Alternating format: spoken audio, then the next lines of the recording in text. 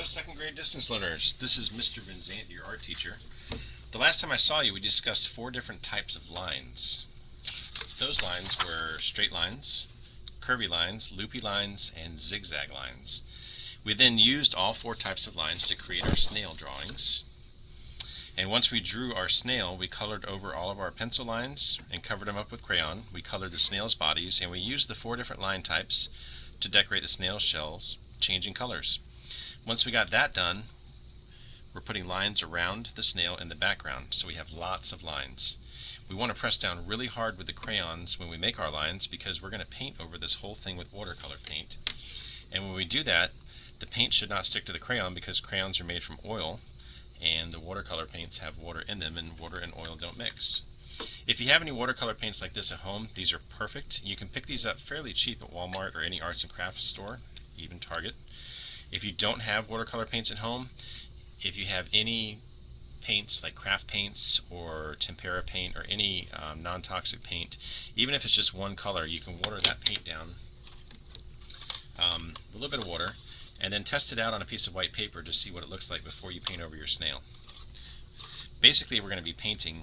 If you have the watercolor paints, we can use a lot of different colors and get the paint very watery and paint over our lines to decorate the snail's shell as well as the background. So I'm going to start by getting my brush wet, and since we have red zigzag lines here, I think I'll use yellow paint to paint over the red zigzag lines. So I'm going to dip my brush in the water, and while the brush has a lot of water in it, I'm going to dip into the yellow and mix it up very good.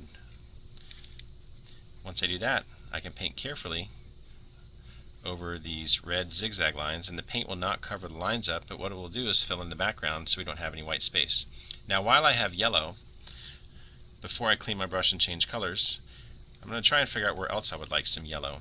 Maybe I could put some yellow right here over these purple lines.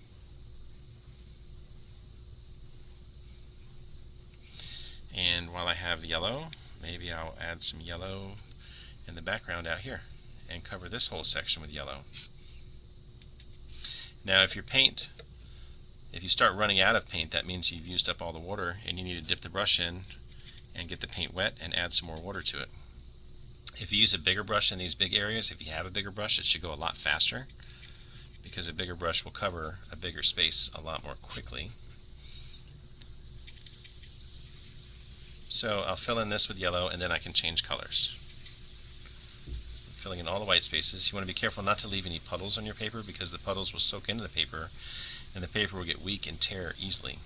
The snail's body I can paint over with green, but I'm going to clean my brush really well because I'm changing colors, and my next color, let's say, will go to blue.